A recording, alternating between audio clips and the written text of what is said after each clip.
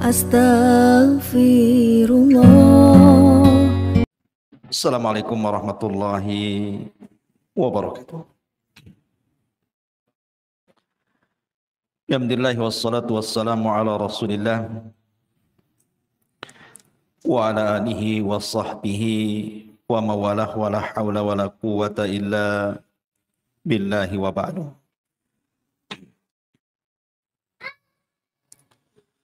Alhamdulillah, di malam hari ini kita kembali bisa duduk untuk bertalabul ilmi karena kita masih bertepatan di bulan Rajab. Maka pembahasan di malam hari ini kita akan bicara tentang ahdath tarikhiyah, peristiwa sejarah yang terjadi di bulan Rajab. Karena bulan Rajab itu selain daripada satu di antara 4 bulan yang disebut dengan Ashhurul Hurum, bulan-bulan mulia, maka juga banyak sejarah yang merubah tatanan kehidupan manusia, khususnya kaum muslimin, yang terjadi di bulan Rajab ini. Apa saja sejarah-sejarah yang bertepatan dengan bulan Rajab ini? Ma'asyiral muslimin yang dimuliakan Allah Subhanahu wa taala, yang pertama, Ghazwatu Tabuk, peperangan di bulan atau peperangan yang disebut dengan perang Tabuk itu terjadi di bulan Rajab. Ma'asyiral muslimin yang dimuliakan Allah Azza wa Jalla, kita tahu bahwa peperangan Tabuk ini adalah perang yang terakhir Rasul sallallahu alaihi wasallam terlibat dalam peperangan ini. Karena setelah peperangan Tabuk, tepat pada tahun ke-9 Hijriah, 2 tahun setelahnya Nabi sallallahu alaihi wasallam meninggal dunia. Dan inilah peperangan terakhir di mana Nabi sallallahu alaihi wasallam ikut terlibat. Dan perang Tabuk ini sebagian para ulama menyebutnya dengan Jaisul Usrah, tentara-tentara yang mengalami kesulitan. Selain daripada jarak tempuh yang jauh dari kota Madinah, perang Tabuk ini lawannya cukup kuat. Bukan melawan orang-orang Yahudi ataupun orang-orang musyrik Arab, tetapi yang dihadapi adalah orang-orang Nasrani Romawi. Tetapi perang Tabuk ini adalah perang pembuka, di mana setelah wafatnya Nabi SAW, hampir seluruh daerah Syam dikuasai kaum muslimin. Jadi inilah peperangan yang maha dahsyat karena juga jumlahnya cukup banyak. Kaum muslimin dengan 30.000 pasukan dan orang-orang Romawi sekitar 40.000 pasukan, hanya beda 10.000 saja. Orang-orang Romawi menyangka bahwa dengan membawa 40.000 pasukan itu bisa menyerang sampai ke kota Madinah. Itu prasangka Herakli kata itu, kala itu. Tetapi tanpa disadari kemudian tentara Nabi SAW bergerak dari kota Madinah sampai ke Tabuk tanpa diketahui orang-orang Romawi. Sementara ketika itu perang Tabuk ini kan perang di musim panas, dengan perbekalan yang tidak cukup, sehingga para sahabat banyak selama perjalanan itu memakan dedaunan, kelaparan mereka. Tetapi dengan semangat jihad, tidak pantang mundur, tetap saja mereka bergerak sampai ke sebuah tempat. Di situ ada sumur yang disebut dengan Ainu Tabuk. Makanya perangnya disebut perang Tabuk karena dinisbatkan kepada mata air di situ. Lah ketika orang-orang Romawi melihat pasukan kaum muslimin yang begitu banyak, gentar mereka, ketakutan. Akhirnya mereka belum lagi terjadi peperangan, sudah lari tunggang langgang, pulang kembali ke Syam. Sehingga Nabi SAW bisa mencaplok beberapa daerah dari kekuasaan Romawi, seperti Daumah, Al-Jandal, dan begitu seterusnya di sekitarnya, dan mereka diharuskan membayar jizyah. Artinya ini peperangan besar, coba anak-anak, yang dilakukan oleh Nabi SAW dan para sahabatnya, pertama kali melawan orang-orang Romawi Nasrani, dan dimenangkan oleh kaum muslimin. Subhanallah. Lah perang Tabuk ini terjadi pada bulan Rajab. Ini yang pertama. Yang kedua, peristiwa yang kedua yang merubah sejarah juga adalah hijrah yang pertama yang dilakukan para sahabat Nabi SAW ke Habasyah, Ethiopia. Dan itu terjadi 8 tahun sebelum hijrah Nabi. Karena Nabi SAW hijrah itu pada tahun berapa? 13 setelah diangkatnya beliau menjadi Nabi dan Rasul. Artinya 13 tahun tinggal di Mekah. Tahun kelima para sahabat hijrah ke Ethiopia.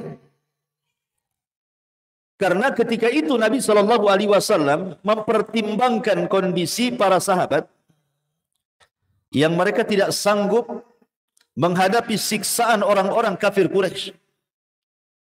Sebagian mereka ada yang digiring ke padang pasir, diikat di batu, dicambuk seperti Bilal bin Rabah.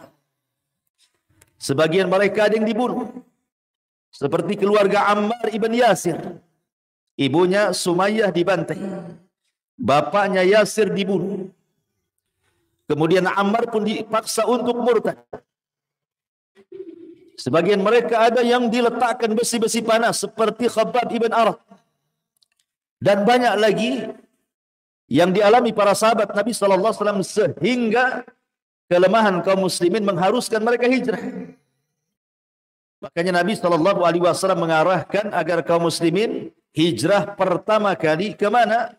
Ke Ethiopia atau yang disebut dengan Habasyah. Karena alasannya di sana ada rajul lam yadlim ahada. Karena ada pemimpin yang tidak pernah berbuat zalim, artinya pemimpin adil. Ma'asyiral muslimin yang dimuliakan Allah Subhanahu wa taala. Lah hijrah pertama ini memang tidak banyak. Hanya diikuti 10 sahabat dan 4 perempuan. Ini hijrah pertama, hanya 10 sahabat dan 4 perempuan. Di antaranya Utsman ibn Affan radhiyallahu an dan juga Ja'far dan yang lainnya. Tetapi juga hijrah ke Habasyah pertama pun tidak mulus juga.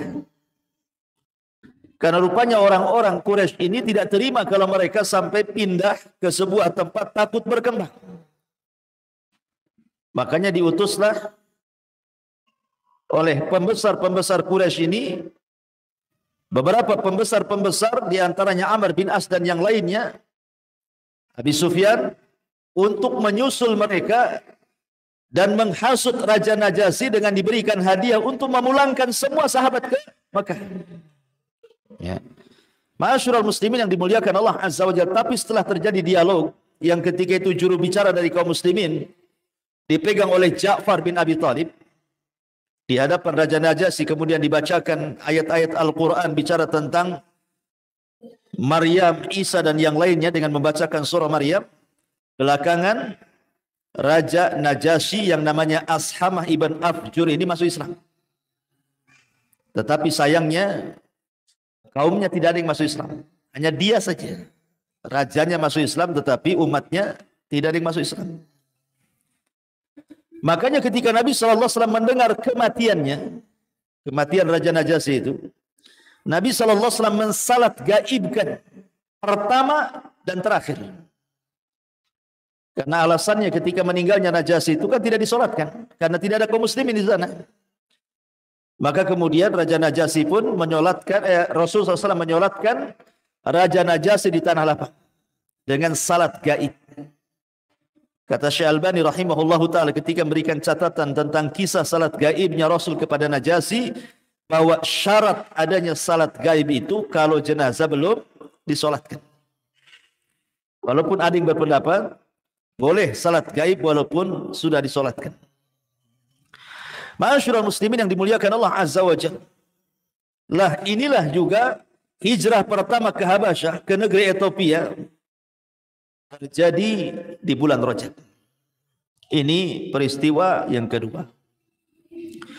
Kemudian peristiwa yang ketiga adalah pengalihan kiblat. Pengalihan kiblat sebelum terjadi perang Badar. Ketika itu Nabi SAW sangat berhajat kiblat itu diarahkan ke Ka'bah, karena ketika itu kiblatnya kan masih ke Baitul Maqdis. Rasul setiap malam memandang ke langit seolah-olah mengharap Allah mengganti kiblat, karena orang-orang Yahudi Madinah itu berkiblat ke Baitul Maqdis. Ya, Rasul tidak mau sama kiblatnya. Akhirnya Allah Subhanahu wa taala kemudian turunkan ayat, qad nara taqalluba wajhika fis sama' falanuwalliyannaka qiblatan tardaha fawalli wajhaka syatral masjidil haram. Maka Allah Subhanahu wa taala dengan menurunkan surah Al-Baqarah ini tentang pengalihan kiblat, maka ketika itulah di malam itu turun ayat tentang pengalihan kiblat. Masalahnya jarak kota Madinah dengan Kuba itu jauh. Orang-orang Kuba tidak tahu kalau ada perintah pengalihan kiblat. Sampai ketika mereka sedang sholat subuh, kemudian baru dapat 1 rakaat, datanglah utusan Nabi SAW berteriak dan mengatakan, ala wa innal kiblata qad surrifat. Ingatlah, kiblat sudah diganti. Bayangkan, sahabat Rasul sedang ruku pada rakaat kedua. Mereka berputar 180 derajat. Anggaplah sana Baitul Maqdis, sini kiblat. Kita sedang hadap sana, posisi sedang ruku pada rakaat kedua. Langsung berputar, bayangkan, dalam posisi ruku itu. Dan ini menunjukkan bahwa diterimanya khabar ahad, karena yang memberita cuma 1 orang. Ya. Ma'asyiral muslimin yang dimuliakan Allah Azza wa Jalla, selesai sholat, mereka bingung nih. Rakaat pertama menghadap Baitul Maqdis. Rakaat kedua menghadap Mekah. Kiblat kita kaum muslimin Ka'bah Al-Mukarramah. Macam mana dengan rakaat pertama, diterima atau tidak? Mereka bingung. Kemudian bertanya kepada Nabi SAW, turunlah Al-Baqarah 143. Wa ma kana Allahu liyudi'a imanakum innallaha bin-nasi lara'ufu rahim. Sesungguhnya Allah Subhanahu wa taala tidak akan menyia-nyiakan imanakum. Iman kalian maksudnya salat kalian. Artinya masih diterima. Walaupun pada rakaat pertama menghadap Baitul Maqdis, padahal larangan menghadap kiblat Baitul Maqdis sudah turun malamnya. Tapi karena mereka tidak tahu, maka dianggap salatnya sah dan tetap diterima rakaat pertama dan juga yang kedua. Lah pengalihan kiblat ini, sebagian para ulama mengatakan, kana dzalika fi Rajab min sanati thintaini. Itu terjadi di bulan Rajab pada tahun kedua setelah hijrah Nabi. Ini peristiwa yang ketiga. Peristiwa yang keempat yang merubah sejarah adalah Fathu Damaskus, atau memerdekakan negara Damaskus di zaman Umar Al-Faruq radhiyallahu anhu. Ketika tentara dipimpin oleh Abu Ubaidah ibn Jarrah dan sebagai mustasyarnya, pemberi saran yang sangat luar biasa hebatnya, Khalid ibn Walid memimpin pasukan. Ketika itu baru saja mencaplok negeri Urdun. Kemudian mereka bingung. Ada dua pilihan. Ada dua tempat yang harus diserang. Yang pertama Baitul Maqdis, yang kedua Damaskus. Mereka bingung, ini sama-sama tempat yang strategis masalahnya.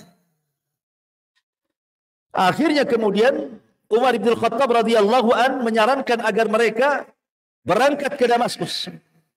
Sebab kalau bisa mengalahkan Damaskus, maka Baitul Maqdis akan mudah dikalahkan. Maka berangkatlah pasukan dibagi dua, satu dipimpin oleh Khalid ibn Walid dan satu dipimpin oleh Abu Ubaidah ibnul Jarrah. Coba anak-anak tuh ya, buyar nih. Jadi ketika kemudian mereka berangkat, kemudian sampai di mana? Di Damaskus, tepat di Jumadil Akhir. Tepat di Jumadil Akhir mereka sudah sampai itu. Dan mereka sudah mulai melakukan pengepungan karena ketika itu bagaimanapun orang-orang Nasrani terbiasa mereka membentengi negara mereka dengan benteng tinggi-tinggi. Sulit untuk ditembus masalahnya. Kemudian mereka membuat parit-parit besar. Maka ini kesulitan tersendiri bagi kaum muslimin untuk menyerang Damaskus. Sampai akhirnya kemudian ketika betul-betul kemudian mereka bisa masuk dari dua pintu, sebelah pintu barat dan timur, di mana Khalid bin Walid mengambil sebelah pintu timur dan Abu Ubaidah mengambil sebelah pintu barat. Rupanya terjadi perang hebat antara pasukan Damaskus dengan pasukan Khalid bin Walid. Tetapi dari sebelah barat tidak terjadi peperangan. Karena Abu Ubaidah pandai melobi sehingga terjadi islah. Ya. Lah tepat kemudian di bulan Rajab, maka Damaskus jatuh ke tangan kaum muslimin. Pegang oleh Abu Ubaidah ibnul Jarrah dan Khalid ibn Walid radhiyallahu anhu. Lah pembebasan kota Damaskus itu terjadi di bulan Rajab. Ini peristiwa yang keempat. Peristiwa yang kelima ini yang kemudian menjadi polemik tentang Isra dan Mi'raj. Karena yang masyhur di masyarakat dan banyak juga di kitab-kitab tarikh bahwa peristiwa Isra Mi'raj itu terjadi pada tanggal 27 bulan Rajab. Ini yang masyhur di masyarakat. Bahkan di kitab-kitab tarikh sendiri memang disebut seperti itu, 27 Rajab. Soal tahunnya menjadi polemik. Apakah 1 tahun sebelum hijrah? Ataukah kemudian 5 tahun sebelum hijrah? Ataukah 1 bulan sebelum hijrah? Wallahu a'lam. Dari sini, dari segi tahun menjadi polemik sehingga kita tidak bisa menjazamkan, menentukan bahwa Isra Mi'raj itu terjadi 1 tahun sebelum hijrah, ataukah 5 tahun sebelum hijrah, atau 1 bulan sebelum hijrah. Walaupun ada hadis yang dhaif, yang lemah dari Musa ibn Uqbah dari Zuhri bahwa Isra Mi'raj itu 1 tahun sebelum hijrah, tapi hadisnya lemah. Hadisnya lemah. Ini yang kalaupun seandainya mau dipilih, maka mungkin ini yang paling dekat, 1 tahun sebelum hijrah. Masalahnya tentang bulan. Apakah Isra Mi'raj itu terjadi di bulan Rajab tanggal 27 atau kapan? Ma'asyiral muslimin yang dimuliakan Allah Subhanahu wa taala, tidak ada satupun hadis yang sahih ya ataupun athar dari qurun mufaddalah, sahabat, tabi'in, tabi'ut tabi'in yang menjelaskan tentang bulannya. Apakah dia bulan Rajab atau di luar Rajab? Sehingga kemudian sulit sekali kita ini menentukan kapan terjadi Isra Mi'raj itu. Baik secara tahun ataupun secara bulan, apalagi secara hari. Tetapi yang masyhur di masyarakat dan juga ada sebagian kitab-kitab sejarah itu mencantumkan bahwa Isra Mi'raj itu terjadi pada tanggal 27 bulan Rajab tahun atau sebelum 1 tahun sebelum hijrahnya Nabi SAW. Itu yang masyhur. Tapi secara dalil tidak ada. Tidak bisa menjazamkan gitu ya masalahnya. Dan kebanyakan Ini yang diambil oleh umumnya masyarakat kita kan. Kalau sudah di akhir-akhir bulan Rajab, ramailah orang yang memperingatkan peristiwa Isra dan Mi'raj ini. Ma'asyiral muslimin yang dimuliakan Allah Subhanahu wa taala. Taib. Kemudian peristiwa yang lain adalah tentang Sariyah yang diutus Nabi sallallahu alaihi wasallam. Ingat ketika saya menjelaskan 8 peperangan sebelum perang Badar. Salah satunya adalah delegasi yang diutus untuk mengintai keberadaan orang-orang Quraisy yang disebut dengan Sariyah Abdullah bin Jahas. Yang diutus 8 orang itu. Lah ketepatan di bulan Rajab membunuh, kemudian mengambil ghanimahnya. Dan itu. Sehingga kemudian terjadi polemik. Dan ini menjadi kemudian berita hangat di masa itu. Lihat, Muhammad telah merobek bulan Hurum katanya. Karena Sariyah yang diutus Abdullah bin Jahas ini menghadang kafilah tepat di akhir bulan Rajab. Dan ada yang dibunuh 1 orang. Kemudian diambil ghanimahnya dibawa balik ke Madinah. Sehingga kemudian banyak para sahabat yang menyalahkan kejadian ini. Akhirnya kemudian ya pusinglah Abdullah bin Jahas ini. Dan juga pasukannya. Sampai akhirnya kemudian turun ayat yang membenarkan apa? Membenarkan apa yang dilakukan oleh Abdullah bin Jahas. Yas'alunaka 'anil syahril haram qitalun fihi. Qul qitalun fihi kabir. Wa saddun an sabilillahi wa kufrun bihi wal masjidil haram wa ikhraju ahlihi minhu akbaru indallah. Akhirnya Allah turunkan ayat ini. Karena ketika itu kan orang-orang musyrik memprovokasi. Lihat Muhammad dan sahabatnya itu. Merobek bulan Hurum katanya. Karena bulan Rajab bagi orang-orang musyrik jahiliyah itu teramat sangat agung. Makanya di bulan Rajab itu kalau seandainya ada yang bapaknya dibunuh, anaknya dibunuh, nggak akan balas dendam. Karena takut dengan bulan Rajab. Sehingga mereka kalau datang bulan Rajab itu, ujung-ujung panah dan tombak itu dilepas. Menunjukkan tidak boleh ada peperangan. Sebagaimana hadis Abu Raja Al-Utaridi radhiyallahu anhu. Kata Abu Raja Al-Utaridi radhiyallahu mengatakan, kunna fil jahiliyah. Dulu kami di masa jahiliyah, na'budul hajar katanya. Kami ini menyembah batu. Ya.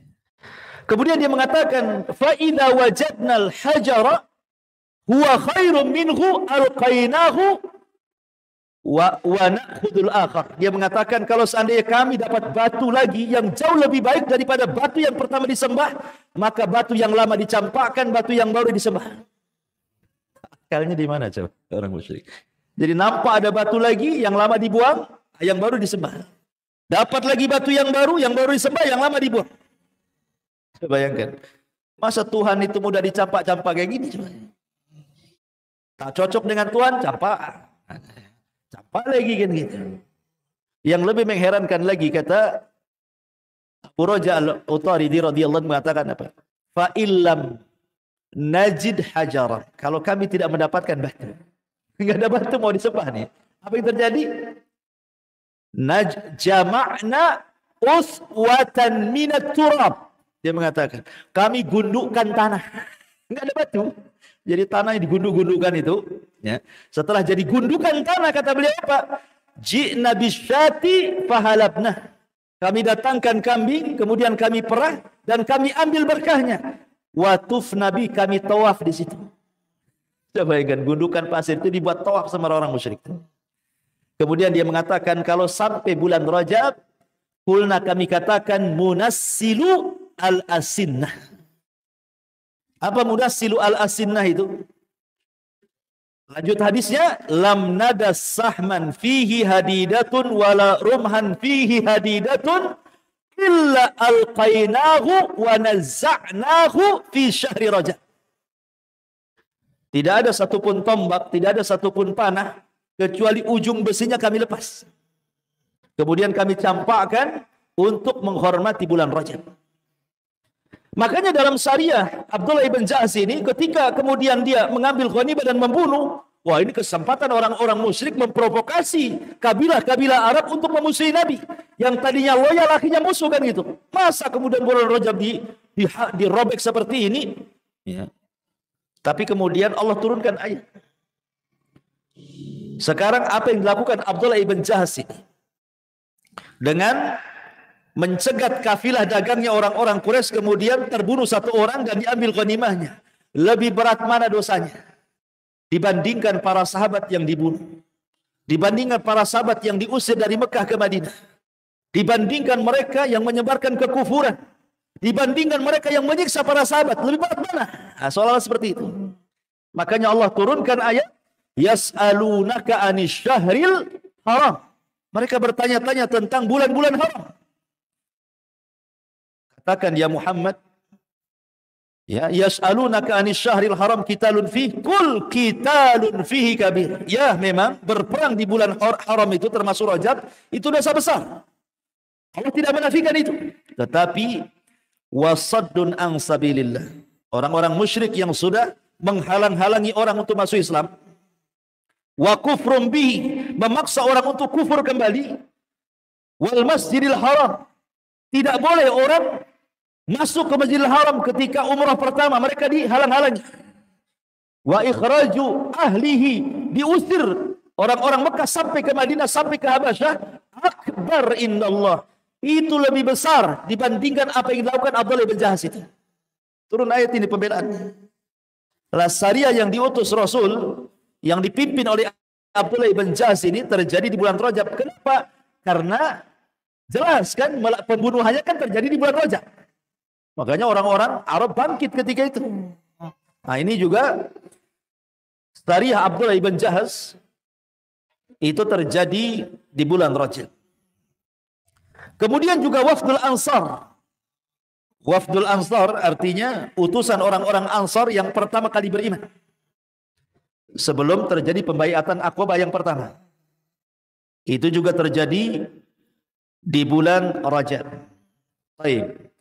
Adapun peristiwa-peristiwa yang lain dari kematian orang-orang besar di bulan Rajab, seperti umpamanya meninggalnya Khalifah Ar-Rashid Umar ibn Abdul Aziz. Umar bin Abdul Aziz itu meninggal di bulan Rajab. Umar bin Abdul Aziz ini, ikhwatu fiddin, muliakan Allah Subhanahu wa taala, adalah Umar kedua, karena memang dia juga turunan Umar bin Khattab. Ya. Jadi Umar bin Abdul Aziz ini tidak lama berkuasa, memang hanya 2 tahun beberapa bulan saja. Tetapi bisa merubah kaum muslimin menjadi negeri yang damai, tidak ada orang miskin di zamannya. Sampai orang bersedekah sulit. Padahal 2 tahun lebih saja. Sehingga kemudian menjadi polemik kematiannya. Umar bin Abdul Aziz ini kan menjadi polemik kematiannya. Kenapa kematiannya? Ada yang mengatakan bahwa kematian Umar bin Abdul Aziz itu sebagaimana yang diceritakan oleh istrinya Fatimah bintu Abdul Malik, yang disebutkan oleh Imam Ibnu Sa'ad dalam Tabaqat dari Ibnu Lahiyah, bahwa sababu maradihi wa mautihi huwa al-khawfu minallah wal ihtimamu bi amrin. Karena rasa takutnya kepada Allah yang bersangatan, kemudian banyak memikirkan urusan manusia, akhirnya jatuh sakit, kemudian meninggal. Ini satu pendapat. Pendapat yang kedua tidak. Karena Umar bin Abdul Aziz ini kan memberantas para koruptor di zamannya. Memenjarakan orang-orang jahat, betul-betul ditegakkan hukum keadilan sehingga dimusuhi. Akhirnya kemudian dia punya budak, punya pembantu. Kemudian didekati oleh musuh-musuhnya. Saya akan merdekakan kamu dan saya akan berikan engkau dengan ribuan dinar. Cukup meletakkan racun di minuman Umar bin Abdul Aziz. Pembantunya tidak mau. Dia tahu. Tetap diberikan hadiah apapun sampai dimerdekakan pun dia tidak mau. Sampai akhirnya pembantunya ini, budaknya Umar bin Abdul Aziz, akhirnya diancam kalau tidak mau dibunuh. Ketika antara takut dan senang ingin merdeka, takut juga gitu kan. Terpaksalah dia meletakkan racun di minuman Umar bin Abdul Aziz, kemudian terminum. Sebab itulah dia sakit parah dan sebab itulah kematian. Bahkan sebelum matinya, dia tahu siapa yang meracun sebenarnya, budaknya. Makanya dipanggil. Budaknya itu dipanggil. Ya. Kemudian ditanya, karena orang-orang ketika itu mengira bahwa Umar bin Abdul Aziz itu masyhur disihir. Dia tidak disihir, dia diracun.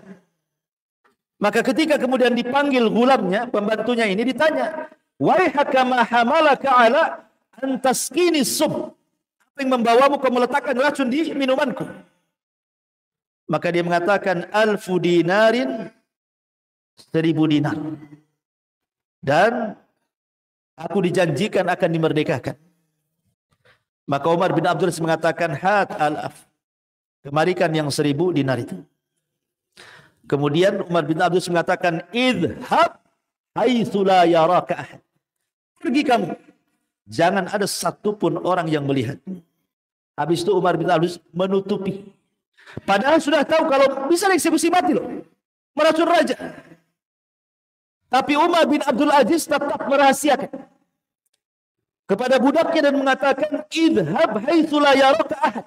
Pergi saja kamu. Yang penting jangan ada orang tahu. Tapi sini uangnya, akhirnya dimasukkan ke Baitul Mal. Selepas itu dia meninggal. Lah meninggalnya Umar bin Abdul Aziz itu di bulan Rajab, wallahu a'lam. Ini kematian orang besar di bulan Rajab. Kemudian yang kedua, selain daripada kematian Umar bin Abdul Aziz, adalah kematian Raja Ethiopia Najasyi. Itu pun terjadi di bulan Rajab. Kemudian juga meninggalnya Imam Syafi'i.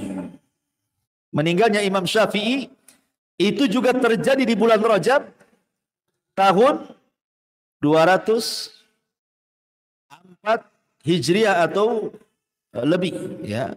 Dan dia dikubur di Mesir. Bulannya kata para ulama yang masyhur adalah bulan Rajab. Termasuk juga Al-Imam Ibnul Qayyim rahimahullahu taala. Al-Imam Ibnul Qayyim rahimahullahu taala juga meninggal di bulan Rajab. Imam Ibnul Qayyim rahimahullahu taala meninggal di bulan Rajab.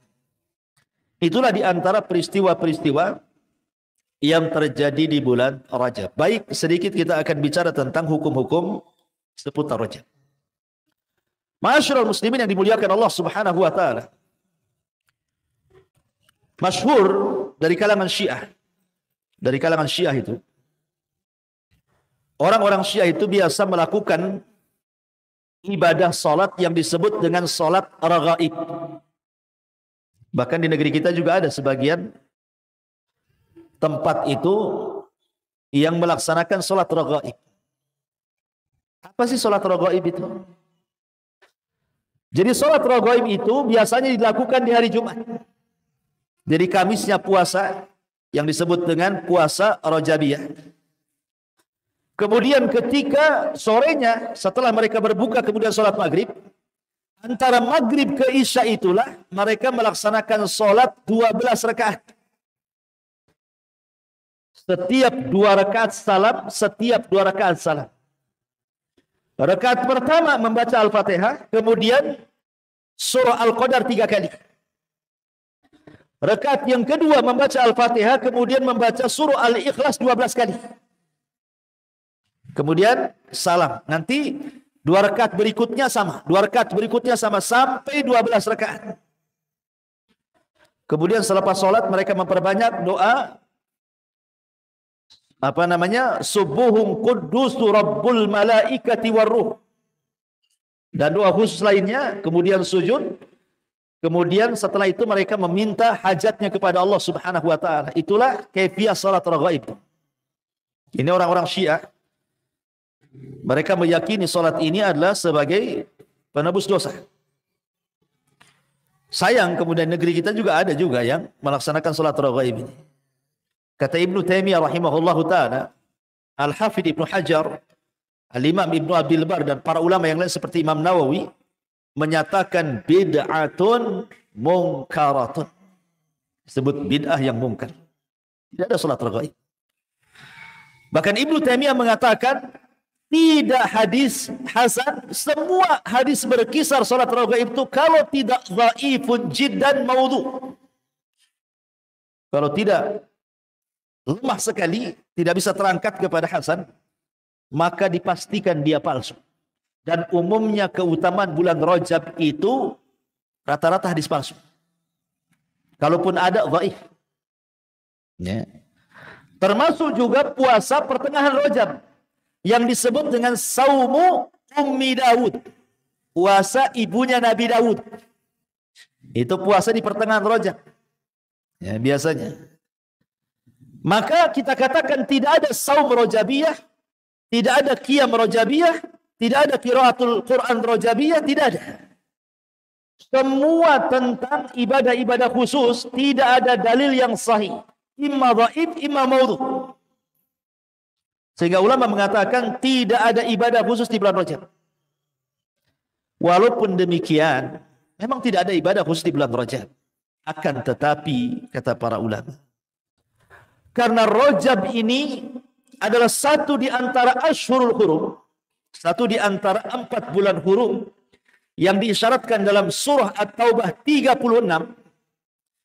kemudian ditafsirkan dalam hadis Sahih Bukhari dari Abi Bakrah radhiyallahu an, kata Nabi sallallahu alaihi wasallam, as-sanatu 12 syahran minha arba'atun hurum, thalathatun mutawaliyatun Dzulqa'dati wa Dzulhijjati wal Muharram war Rajabul Mudhar bainal Jumada wa Sya'ban. 1 tahun 12 bulan. Dari 12 bulan Allah kecualikan 4 bulan yang disebut Ashhurul Hurum. 3 berturut-turut letaknya. Dzulqa'dah, Dzulhijjah, Muharram. Ini berturut-turut. Yang satu terpisah yang disebut dengan Rajab Mudhar. Pertanyaan, kenapa disebut Rajab Mudhar? Apa Mudhar itu? Ulama mengatakan bahwa kenapa Rajab dinisbatkan kepada Mudhar? Mudhar ini kabilah. Jadi dahulu di zaman jahiliyah, anak-anak Nizar itu ada Rabi'ah, ada Mudhar. Ada 2 kabilah besar. Kabilah Rabi'ah dan kabilah Mudhar. Semua anak-anak daripada kabilah Nizar. Berselisih tentang bulan Rajab. Kabilah Rabi'ah mengatakan bahwa bulan Rajab itu sama dengan Ramadan. Ya, Ramadan itulah Rajab. Maka mereka mengatakan bulan Ramadan tidak boleh perang karena itu bulan Rajab. Tapi kabilah Mudhar bertahan, tidak. Rajab bukan Ramadan. Rajab ya Rajab. Artinya bulan yang terletak setelah Jumadil Akhir dan bulan Sya'ban yang kita lalui lah ini bulan Rajab. Sehingga karena kabilah Mudhar itu sangat mengagungkan luar biasa kepada bulan Rajab, ketika kabilah-kabilah Arab mereka menyobek kehormatan bulan-bulan hurum, berperang di bulan hurum, kemudian dipindah bulan hurum kepada bulan yang lain, kabilah Mudhar tidak. Sejak itulah Rasul memuliakan orang-orang Mudhar dan menisbatkan Rajab kepada Mudhar. Makanya hadisnya war Rajabul Mudhar bainal Jumada wa Sya'ban. Dan Rajab Mudhar yang terletak di antara Jumadil Akhir dan bulan Sya'ban. Itulah sejarahnya kenapa disebut Rajab Mudhar. Ya. Ma'asyiral muslimin yang dimuliakan Allah Azza wa Jalla. Lalu apa makna Rajab itu? Ra-jim-ba. Ya. Dalam bahasa Arab kalau saya katakan rajabtu syai'a ai azzamtuhu. Aku merajabkan sesuatu, maknanya aku mengagungkan sesuatu. Jadi ra-jim-ba itu maknanya adalah ta'zim, agung. Jadi bulan Rajab itu bulan yang sangat agung. Karena masalahnya dia bulan al-asar terpisah dari 3 bulan hurum. Dan mendekati Ramadan. Sehingga Al-Hafidh Ibnu Rajab Al-Hambali, Al-Hafidh Ibnu Rajab Al-Hambali, di dalam Fathul Bari syarah daripada Sahih Al-Bukhari mengatakan, Rajab ini adalah Syahrul Ghirasah. Syahrul Al-Ghirasah. Apa maknanya Syahrul Ghirasah itu?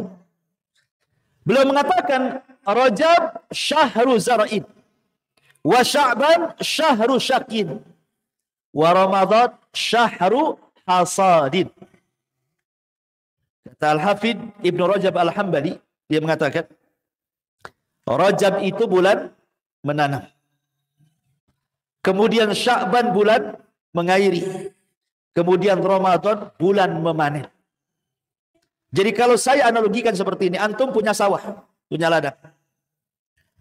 Bulan pertama, antum cangkuli ladangnya, antum tanam bijinya, antum siram bijinya, kemudian tumbuhlah, anggaplah pohon cabai ke pohon tomat atau apa namanya, ya, mulai tumbuh tuh.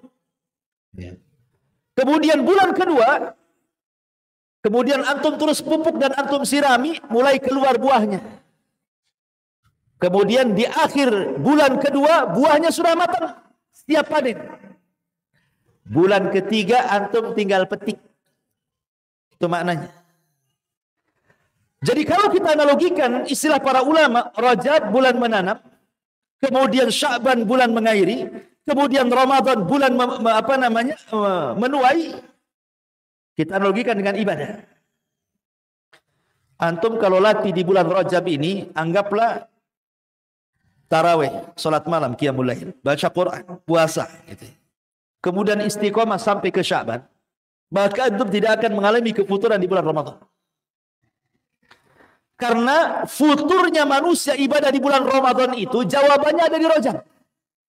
Kan kalau sampai Ramadan itu kan banyak orang futur. Salat di belakang imam yang kepanjangan saja keprotes. Panjang kali imam ini, kata. Masa Al-Baqarah dilibas dia, kata. Akhirnya carilah imam yang pendek bacaannya. Enak tuh di masjid sana. Kenapa? Rakaat kedua kulu terus, katanya. Rakaat situ 1 juz. Apa itu, kata. Banyak orang futur. Dibuatnya lari orang sholat tarawih. Karena futur. Kenapa mereka futur sholat tarawih? Jawabannya di bulan Rajab. Ya. Baca Quran malas. Baru sebentar ngaji. Udah sariawan. Tidak bisa diteruskan. Ya. Apalagi puasa. Puasa itu subhanallah, banyak yang futur. Jadi bawaannya itu lemas saja. Maunya itu tidur. Ya, habis subuh itu tidur sampai duhur. Habis duhur kepanasan mandi. Tidur lagi. Sampai asar. Jadi siapnya mata itu habis asar aja ke maghrib. Itu pun sibuk cari pasar kaget. Carilah itu makan. Habis buka dihantam semua. Tarawih nguap-nguap, wah, gak jelas. Itu futur dia, ya kan? Puasa aja futur. Ya, kadang-kadang sok-sokan pula itu kalau lagi buka tuh. Mana kurma katanya. Kenapa jadi kurma? Sunnah katanya. Ingat pula sama sunnah. Giliran sholat maghrib tak sholat pula. Kan banyak orang gak sholat puasa itu. Tapi ingat sunnah lupa wajib. Ya. Banyak orang seperti itu. Lah kenapa terjadi seperti ini coba? Kefuturan dalam qiyamul lail, kefuturan dalam baca Quran, kefuturan dalam puasa. Jawabannya di bulan Rajab. Kalau di bulan Rajab orang itu melatih diri ya, umpamanya sholat malam lah, nggak pernah sholat malam, ambillah mushaf Quran, kan tidak masalah. Sholat malam, pegang mushaf, tidak ada masalah. Yang tidak boleh itu sholat wajib. Karena sholat wajib itu Allah katakan, faqra'u ma tayassara minal Quran. Baca yang mudah dari Quran, nggak usah pegang-pegang mushaf. Ya, hafal kulu ya baca kulu kalau sholat wajib, jangan dibebankan. Tapi kalau sholat sunnah boleh. Ambil mushaf, baca 1 juz umpamanya tiap malam kan. Dipertahankan bulan Rajab lewat, bulan Ramadan, bulan Sya'ban dipertahankan istiqomah. Bulan Ramadan dia yang protes imamnya. Mam, pendek kali kau katanya. Karena biasa panjang. Nah. Jadi terbalik itu imamnya diprotes. Karena terbiasa berdiri masalahnya kan. Begitu juga orang yang terbiasa puasa, walaupun tidak ada puasa khusus di bulan Rajab ya, anggaplah kita ambil Senin Kemisnya atau Ayamul Bidnya atau puasa Dawudnya gitu kan. Kemudian masuk bulan Sya'ban, Sya'ban ini Rasul tidak pernah meninggalkan puasa dan banyak berpuasa, hampir 1 bulan. Tetapi tidak sama dengan puasa wajib tentunya ya. Kalau Ramadan anggaplah 29 hari atau 30 hari digenapkan, maka kalau bisa Sya'ban itu mungkin stoplah di tanggal 27. Bagi yang membolehkan puasa dari tanggal 1 Sya'ban sampai tanggal 27 atau 28. Jangan disamakan dengan puasa wajib. Atau bagi yang mengatakan bahwa banyaknya puasa Rasul itu bukan tanggal 1 sampai tanggal 28, bukan. Tapi maksudnya diperbanyak puasa Daud, ataupun mengkodok puasa tahun kemarin gitu ya. Ataupun puasa Senin Kamis, ataupun Ayyamul Bid. Ya. Intinya bahwa Rasul sangat banyak melakukan puasa hampir 1 bulan di bulan Sya'ban. Dan ketika ditanya oleh para sahabat, kenapa Rasul mengatakan, karena saya ingin ketika amalan saya diangkat, saya sedang berpuasa. Orang kalau berturut-turut nih, mulai daripada Rajab, kemudian Sya'ban, latihan puasa, Ramadan tenang-tenang sajalah. Biasa lapar. Tapi kalau tidak biasa lapar, kemudian puasa, apa enggak meledak perut tuh? Protes-protes, meledak-ledak, pura-pura lupa minum dia. Karena enggak tahan kan itu. Jadi kenapa kemudian Rajab itu di bulan dikatakan Syahrul Khirasah itu? Karena kehusyuan Ramadan ditentukan dengan kehusyuan ibadah di bulan Rajab. Kalau ibadah di bulan Rajab kita mulai, sebenarnya kalau kita bicara persiapan Ramadan, para ulama salaf itu bukan dari bulan Rajab, 6 bulan sebelumnya mereka sudah persiapan. Tapi kalau sudah masuk bulan Rajab, mereka tingkatkan. Masuk Sya'ban, mereka istiqomahkan. Masuk Ramadan, tinggal petik hasil saja. Puasa tenang, baca Quran tak ada masalah, sholat malam ya tenang-tenang saja, karena sudah mendapatkan hasilnya. Itulah maknanya bulan Rajab, bulan menanam, bulan Sya'ban, bulan mengairi, bulan Ramadan tinggal metik hasilnya. Makanya dari sini ma'asyiral muslimin, bahwa Rajab itu penentu Ramadan. Makanya kenapa para ulama sangat memperhatikan Rajab, karena sejak zaman Ibrahim diagungkan sampai di orang-orang Arab, sampai di masa Islam tetap Rajab itu diagungkan dan dimasukkan satu di antara 4 bulan hurum yang disebutkan dalam At-Taubah 36. Ya. Kenapa bulan itu disebut hurum? Apa masalahnya? Kenapa disebut hurum? Ulama mengatakan bulan disebut hurum itu karena 2 sebab. Kenapa bulan itu disebut Ashhur al-Hurum? Itu karena 2 sebab. Sebab pertama, hurmatul qital. Karena diharamkan perang, tidak boleh. Sebagaimana tadi hadis Abu Raja al-Utaridi radhiyallahu yang saya sudah jelaskan. Kalau sampai bulan Rajab dicabut tuh ujung-ujung panah dan tombak. Tidak boleh perang. Ya.